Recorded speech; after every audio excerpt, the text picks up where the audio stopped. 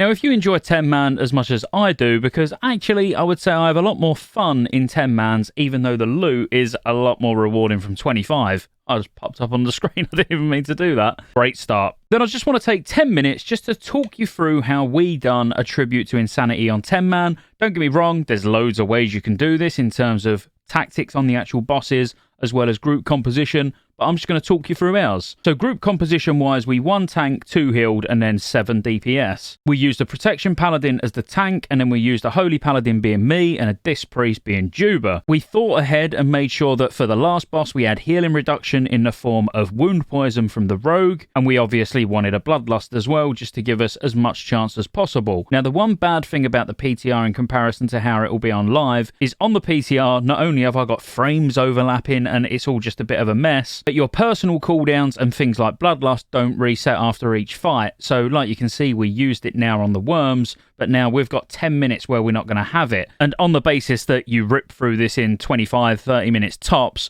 we had to be a bit choosy where we used it, even though we didn't put that much thought into it, if I'm completely honest. So starting with beasts, the first boss that comes out, which is Gormok the Impaler, nothing too difficult here. Just make sure you move out of fire, make sure you're keeping big heals on the tank when he starts getting those big stacks of Impale, and if you get a snowball on your head, make sure you move into melee. I get it on my head and move in here, but as one of the healers, you definitely want to be focusing this snowball down because it silences and is a bit of a pain, especially as the Holy Paladin who's in charge of keeping the tank alive. Once the boss dies, either have the Impale stacks cleared from the tank with something like Hand of Protection, or as you saw, it's a Protection Paladin in ours anyway, so he just dealt with that himself. When the worms come up, we just chose to dispatch of Acid Maw as quickly as possible, just for a brief rundown while we're waiting for the bosses to actually come in. There's a poison toxin that goes out from Acid Maw, and then there's a fire debuff that goes out from Dreadscale. As you can see, I got the poison toxin on me. All you need to do is move close to somebody with a fire debuff,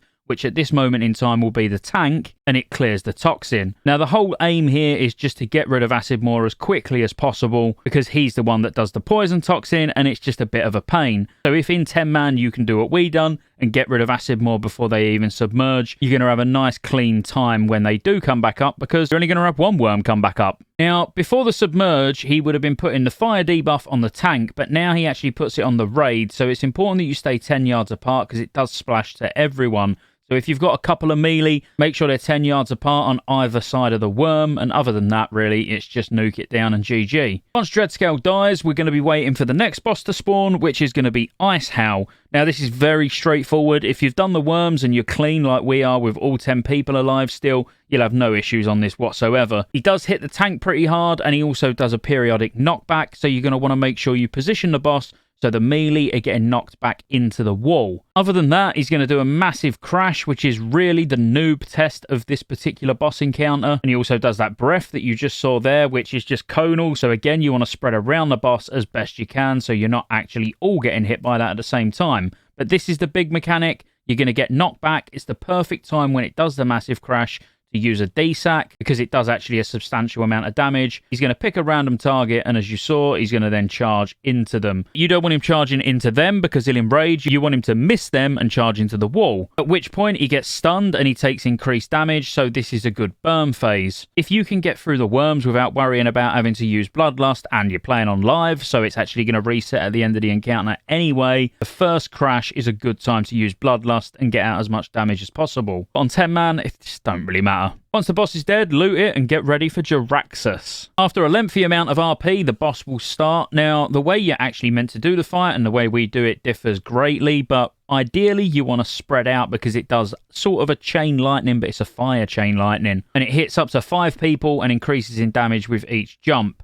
Now, because the damage is so small and we've got a Disc Priest to just negate it even further, we choose to just stack behind the boss and we all move as a group. The only time you move out, like you saw there, was Mage Tank. He got the fire debuff. You don't need to run to Africa with this. You get a few seconds before it starts pulsing the fire on the floor, so you just need to move out, drop a little bit, move again, drop a little bit, rinse and repeat. When the portal spawns, just drag the boss over to the portal for maximum cleave and just nuke the Mistress of Pain down. If it does Mistress a Kiss on you, ideally you want to either cast a spell from a school that you don't use. So if you was a Shadow Priest, you'd do a quick Flash of Light or a Greater Heal or whatever you want, so you get locked out of Holy. This then means you can keep nuking as shadow spells. As you can see here, I got Incinerate Flesh on me. This is the major healing mechanic of the fight, where basically whoever gets Incinerate Flesh needs to have the debuff healed off of them as quickly as possible. If you don't, you'll get massive pulsing damage throughout the raid, and you'll likely wipe. But aside from healing through Incinerate Flesh, killing portals, killing the volcanoes when they spawn, and moving from the infernals when they start pulsing their AoE, you can also have someone interrupting as many of the fell fireballs from the boss as possible,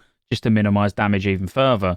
But ultimately, just stay stacked, nuke the boss, nuke the portals, nuke the volcanoes, kill the ads, try not to get locked out of your primary school when the mistress does a kiss, and it's GG. You've still got 50 attempts remaining going into Faction Champs. Now, honestly, Faction Champs is just really annoying. We use things like you can see here from Juba and myself using our tentacles that you get from Yogg 0 on 10-man. And you can actually see that here, just when we look at the log, so of the specific kill that you're looking at, you can see, just taking the Warlock as an example, its Curse of Agony done damage to the Vanquished Crusher tentacle. So this was actually a GCD that Warlock used on one of our Guardian trinkets instead of on one of us, which might not seem like a big deal, but when you've got 5 or 6 of these trinkets down, let's say, so 5 or 6 extra tentacles out that are taking dots, it maybe even auto attacks, it all adds up. And because we knew we was going for insanity, obviously we was trying to do everything we could to be as careful as possible. Now, outside of the obvious, like dispelling as much as possible, which actually in this example, our Disc Priest was doing the majority of the dispelling, so I could just focus on healing, even though you do see me throw the odd dispel around still as well. But ultimately, just trying to get rid of one or both of the healers as soon as physically possible, making sure that the melee, like the Warrior or even the DK, are kited, like you can see that our Boomies are doing, where they're just trying to knock back, root, etc. on the Warrior, allowing everybody else just to full focus on whatever the kill target is. We don't worry about the Resto Druid too much, because like you can see there, it gets banished, it can be feared, it only really hard casts Nourish, so you can just interrupt that as much as you want. But if you've got like a Holy Paladin or even a Resto Shaman, I'd recommend getting rid of either of those first, and if the tree's there, just keep it CC'd as best you can while you nuke everything else down. On 10-man, it is particularly easy, so you haven't got too much to worry about. Just make sure you're using your toolkit. So you're using things like Hand of Protection, Hand of Freedom where needs be, dispelling as much as physically possible. And obviously, if you're something like a DK, don't be scared just to run out, grip something like a Warrior or a Rogue, and then stick a Chains of Ice on it if it's trying to get to one of your healers. But ultimately, really, just use your toolkit. Everything you've got, try and help each other. There's no real time to go, right, this is when we're using cooldowns. Obviously, you'll lust on the pool when all your trinkets are up and try and dispatch of that kill target being, say, the Shaman or the Holy Paladin instantly before you then go on to other things. But some of the most deadly targets are things like the Rogue, because of cloak and high damage. The Hunter does a particularly high amount of damage, so you want to get rid of the Hunter if it's there, because it also kill shots low health targets, so you can go from thinking you're alright, you're on 20% health, to boom, you're dead. So getting rid of the Hunter as well, but ultimately get rid of a healer and then just pick off the DPS one at a time. If you've got like a Holy Paladin and Resto Shaman together, you might want to get rid of both the healers before you work on a DPS, but just use your toolkit. Then assuming you get through Faction Champs with 50 attempts still remaining, the next stop is Twins. Now you'll see we actually do it with just 100% of the group being light. Now this is extremely risky, I'm not going to lie. It's probably not what I would recommend you do. You're better off actually like tanking it near the portal. So if you all go white essence, tanking it near one of the black essences, so if you need to switch to then interrupt the heal, you obviously have enough DPS because you're going to be attuned to the black essence, doing damage to the white essence, so you'll be able to get the shield down comfortably. We don't do that. We actually just all took white essence and then stood in the doorway and just fully committed. Now, it's extremely questionable whether we would have had the DPS just to nuke through with the damage penalty on the white one should it have healed. But fortunately, it didn't anyway, and with only using one tank and having 7 DPS and lusting on the pull, we've got so much damage that we know we're only going to get 2 special abilities absolute maximum. So if it's the white AoE that comes out, we're absolutely fine. We can keep nuking through. If it's the black AoE that goes out, then we're going to use personal cooldowns. We're going to use D-Sacks, Aura Masteries, all that good stuff just to get through it. If it's the black one that heals, then we know we've got no issues at all. The only one that would be questionable here would be if the white one was to heal. But as you can see, it's actually our kill target that done the heal anyway. And we've now got 37 seconds still until the next special ability comes in and the boss is on about 40% health. So we should comfortably kill it before the second ability comes in. As I say, the only risky thing here would be if Lightbane actually casted the heal instead. We probably would have just all rocket boosted over and took the black essence and then ran back where we was. That would really be the safe play. But as I say, on the basis that with high DPS like this, you're only going to get one special ability, but let's say your DPS is a little bit lower or you're even using 2 tanks, then you need to prepare for 2 special abilities. Ultimately, just zerg it down as quickly as you can and hope for the best. But if you want to really have full control, as I say, go white, don't stand in the doorway, or go black, whichever way you want to go. Don't stand in the doorway, but instead stand near the opposite coloured portal so you can switch to that if you need to interrupt a heal of the opposite to your kill target. That'll be the safest way. We didn't do that. And then finally, a noob. Now, I'm going to show you our kill. It was extremely messy, and I think there was only 3 or 4 people alive at the end. But I will also show you what the last phase should look like on another attempt where we actually only had 49 attempts remaining. We had 1 wipe on Giraxis, of all places. So we'll look at the scuffed kill first, and then I'll show you how that last phase actually should look. But this is fairly straightforward. Again, you can get away with using just 1 tank. So we're 1 tank, 2 healing. We've got no bloodlust here because we've still got 4 minutes on the cooldown, and we're just aiming to do a 1 phase. So what I mean by 1 phase is it doesn't submerge. This is actually the first time I'm watching this through, so I can't even remember if we do achieve that or not. I'm guessing we probably do, because the boss really does melt. But you want to get an ice patch down where you're going to have the tank the boss and the ads. If you've got a paladin that's tanking them, you haven't got to worry about the strike that it does, because the paladin can do Holy Wrath to stun both to interrupt that anyway. If you've got 2 holy paladins and you're solo tanking, because the ads melt so fast, it's definitely worthwhile having